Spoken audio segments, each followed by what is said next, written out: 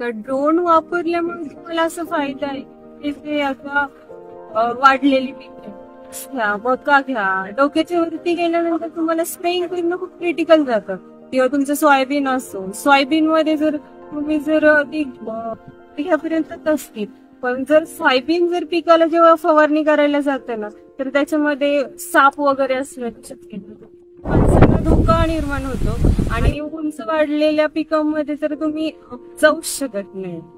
तर कधी कधी ऊस इतका वाढलेला असतो की त्याच्यामध्ये वाघ वगैरे, बिबट्या वगैरे असण्याची शक्यता असते.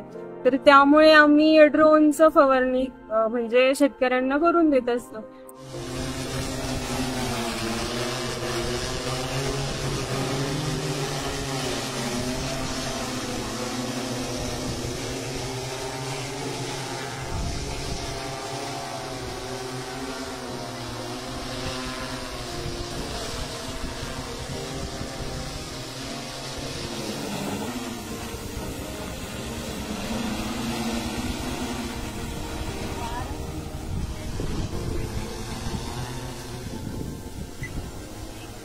आणि त्याच्यामध्ये मोस्ट नॅनो खत आहे.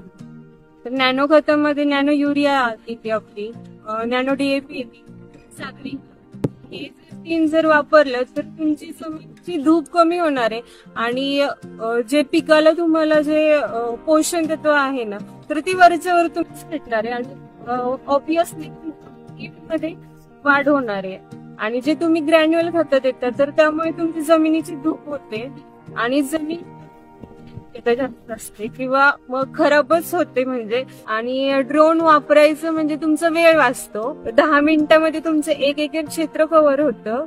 तसं तुम्हाला जे लागणारं पाणी जे आहे, तर तुम्हाला शेतात जायची गरज पडणार नाही. बांधावर उभं राहून तुम्ही फवारणी करू शकता. आणि लागणारं पाणी आहे ते 10 लिटर मध्ये तुमचं 1 एकर क्षेत्र कव्हर होतं.